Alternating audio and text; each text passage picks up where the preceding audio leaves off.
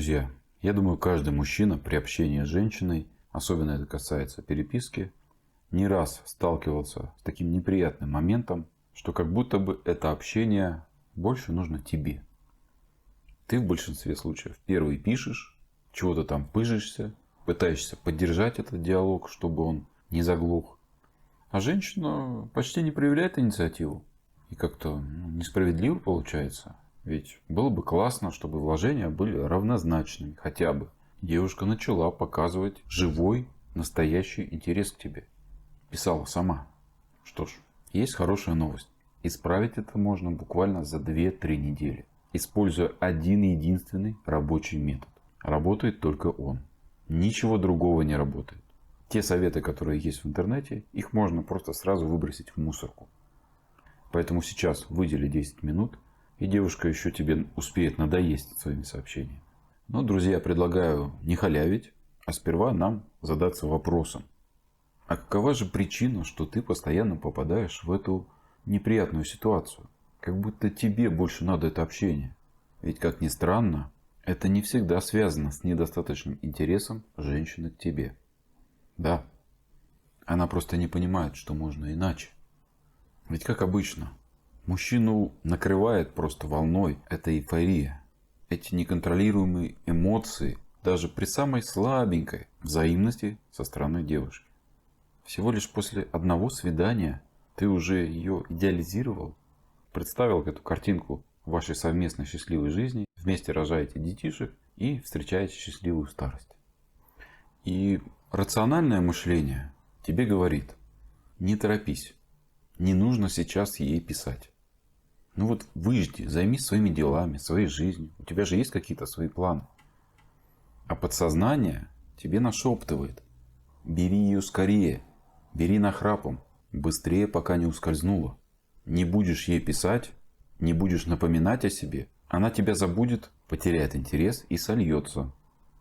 Мужчина выступает здесь в роли быка, который несется на красную тряпку и абсолютно отказывается видеть, что происходит вокруг. Ему важно просто сократить это расстояние с ней как можно быстрее, и неважно, как это будет выглядеть.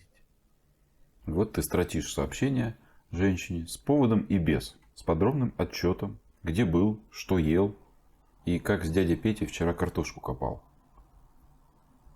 Ну и зачем ей проявлять инициативу и писать тебе первой, если ты сам это делаешь? Получается, ты сам девушку к этому приучил. Просто не даешь ей проявлять эту инициативу. И она просто думает: он, наверное, такой человек. А то, что ты хочешь этой взаимности, то, что ты хочешь этой вовлеченности, проявления интересов в твою сторону, она не понимает. К чему, друзья, все это ведет? Какие минусы? И это важно понимать. Первое.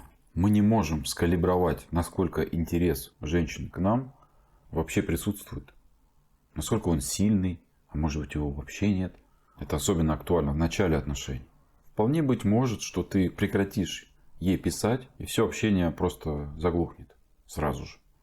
А отношения, которые едва начались, просто развалятся в один момент. То есть ты не можешь это спрогнозировать, если даешь избыток своей инициативы. Если у тебя отсутствует вот эта умеренность в демонстрации своих эмоций. Это как друг, если провести аналогию, который появляется в твоей жизни лишь тогда, когда ему необходимо занять энную сумму денег. Да, он с тобой хорошо общается, узнает, как у тебя дела, что нового. И неплохо бы встретиться, посидеть где-нибудь, поговорить за жизнь. Но как только выясняется, что у тебя нет возможности занять ему денег, он неожиданно просто в один момент исчезает из твоей жизни. И ты такой сидишь, думаешь: это вообще друг? Так же и женщиной. Ты не понимаешь, а может быть ты вообще просто так теряешь время сейчас. И интереса к тебе, как к человеку, как к мужчине, его изначально и не было, и сейчас нет. Это первое. И второй момент. Если интерес у женщины все-таки к тебе есть, то в этом случае мы своей избыточной инициативой, своим этим виртуальным общением сами планомерно убиваем этот процент, может быть незначительный, но интереса, который мог бы раскрыться, его можно было усилить, повысить к себе значимость в итоге. Но мы сами убиваем эту интригу, это влечение своими руками. Все это, безусловно, влияет в дальнейшем на баланс значимости в отношениях. И мужчина здесь делится на два типа. Первый, кто этого не понимает всего, он просто плывет по течению, он не ищет первую причину и просто раз за разом сталкивается с этой болью от разрушенных отношений и постоянных сливов девушек. Он не понимает, в чем дело, но он и не пытается понять. Все это приводит просто к какой-то озлобленности на весь женский пол и желанию просто уйти куда-нибудь в лес, переехать жить и никого не видеть. Второй тип мужчин, да, они это осознают, да, они понимают, что это проблема, им это приносит дискомфорт, им это не нравится, но действия предпринимают неверные для решения этой проблемы. То есть здесь мужчина либо терпит, что в итоге все равно приводит к печальному финалу, потому что попадает в слабую позицию, либо пытается донести это самой женщине, что как будто бы является верным вариантом, но совершает фатальные ошибки здесь. Давай по ним пробежимся быстренько, чтобы ты их не совершал. Первая ошибка – это обсудить это с женщиной, поговорить об этом, спросить, почему ты мне мало пишешь, почему ты мне мало звонишь, я хочу от тебя больше каких-то действий. И у многих из вас сейчас появится вопрос, а действительно, почему бы это не обсудить, не поговорить? Это же разумно или нет? Ну, на первый взгляд, да. Но здесь есть подводные камни. Здесь важно разделять. Да, если женщина последовательна, если она договороспособная, если она созидательно настроена на отношения, то обсуждать с ней какие-то моменты – это уместно, это позволительно. Я это одобряю. Когда вы встретитесь, куда поедете, что она приготовит на ужин, или когда будет уборка – это одно дело. Но именно в данном вопросе это будет неэффективно, это будет работать в минус и занижать нашу значимость. И я объясню почему. Ведь вопрос инициативы – это вопрос уровня интереса и твоей ценности. Именно дофамин подстегивает ее, чтобы своим вниманием тебе надоедать. А если твоя значимость низка, то зачем ей тратить свою энергию на эти бесполезные, с ее точки зрения, вложения? Тем более ты сам постоянно пишешь первый. Удобно. Что принесет нам это обсуждение, если ты спросишь женщину напрямую? Она просто ответит, скажет, я не знаю, почему так. Ну, вот как-то так. Ну, я такой человек, наверное. Она сама не понимает, почему. Даже если вы сядете за стол переговоров, и ты попросишь ее настоятельно. Маша, ну, пиши мне почаще. Пиши мне первой. Я этого очень хочу. Ну, какая-то более-менее такая хорошая девушка скажет, что ну ладно, хорошо. Я буду писать. А что дальше? Ну да, первую неделю она будет писать. А потом все вернется на круги своя. Здесь тоже можно провести аналогию. Это то же самое, что договариваться с маленьким ребенком, чтобы он не разбрасывал свои игрушки по дому, а убирал их на место. А потом ругать его за то, что он этого не делает. Ну, он просто не поймет, что ты от него вообще хочешь. А то и вообще будет бояться. Вторая ошибка – это предъявлять претензии. Действительно, у многих мужчин, которые понимают эту проблему, просыпается вот это внутреннее возмущение, когда после очередной твоей простыни, да, сообщения в 3 абзаца, девчуля выдает что-то вяленькое и односложное. Ну, несправедливо как-то. И мужчина часто дает вот эту реакцию, психует, истерит, выходит на эмоции. Но к чему это ведет здесь? Женщина воспринимает это просто как, что ты какой-то негативный, что ты какой-то странный. Блин, какой-то он ненормальный. Что с ним не так? Да, и надо не забывать, что любое проявление эмоций – это всегда снижает наши позиции. Но это же примерно то же самое, если требовать от другого человека, чтобы он тебя сильнее любил, больше любил. Заставлять его это делать. Друзья, ну это же абсурдно.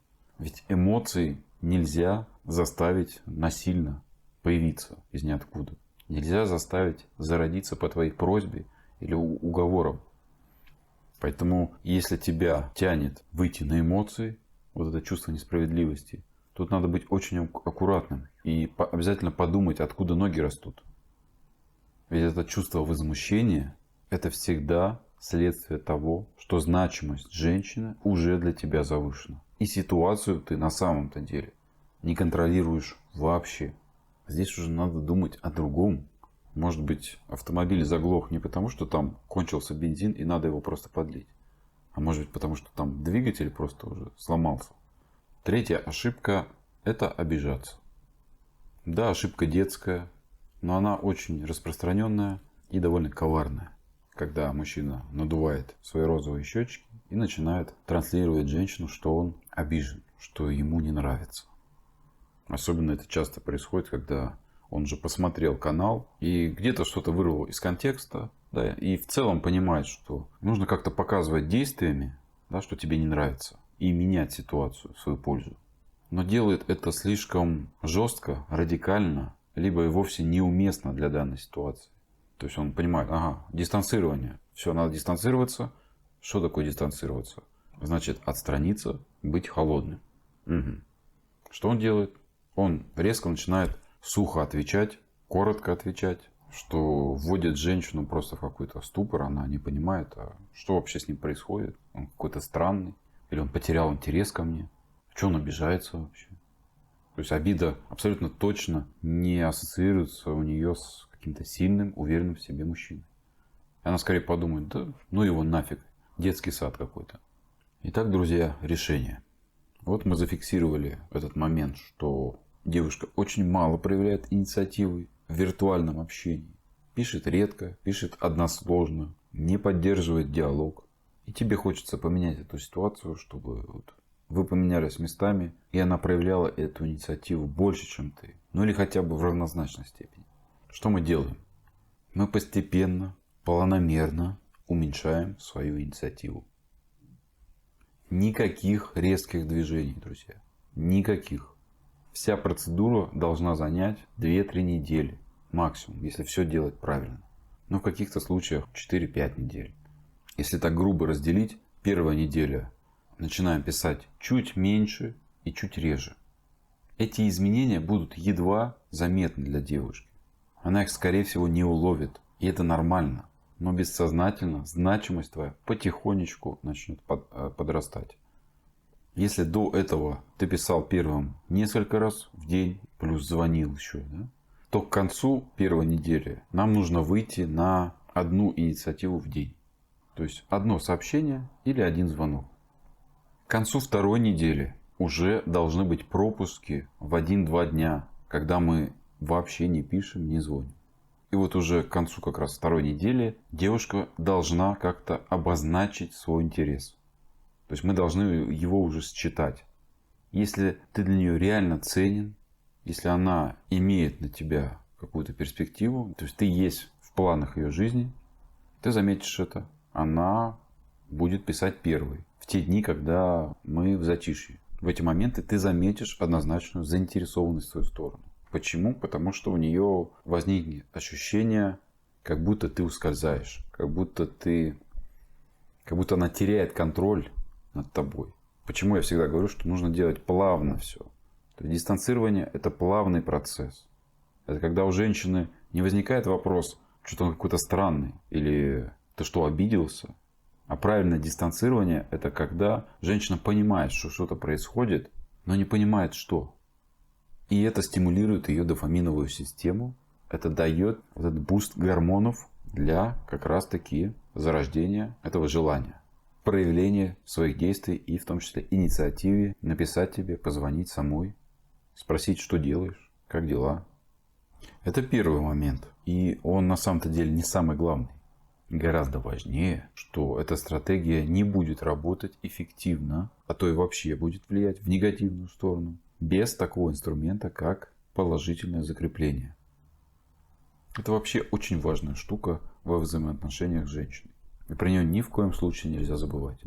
Давай сразу к аналогии. Ты не ругаешь ребенка за то, что он не убрал игрушку на место, а гладишь по головке и хвалишь в тот момент, когда все-таки убрал. Это и есть положительное закрепление для ребенка. Это похвала, это награда за его действия, которые ты хочешь, чтобы он повторял в будущем. Так же и с девушкой. Когда она начала проявлять эту инициативу потихонечку, нам важно это закрепить. Да, выработать у нее вот этот шаблон, да, этот паттерн, чтобы у нее было это желание тебе потом еще написать и еще. И вот в эти моменты нам нужно быть более приветливым, более дружелюбным, более радостным, чем когда мы пишем сами. То есть у нее бессознательно, там где-то на подкорке, все это фиксируется. То есть вырабатывается этот дофамин. Это отложенная награда, что я ему напишу, и мне там будут рады, и я от этого буду кайфовать.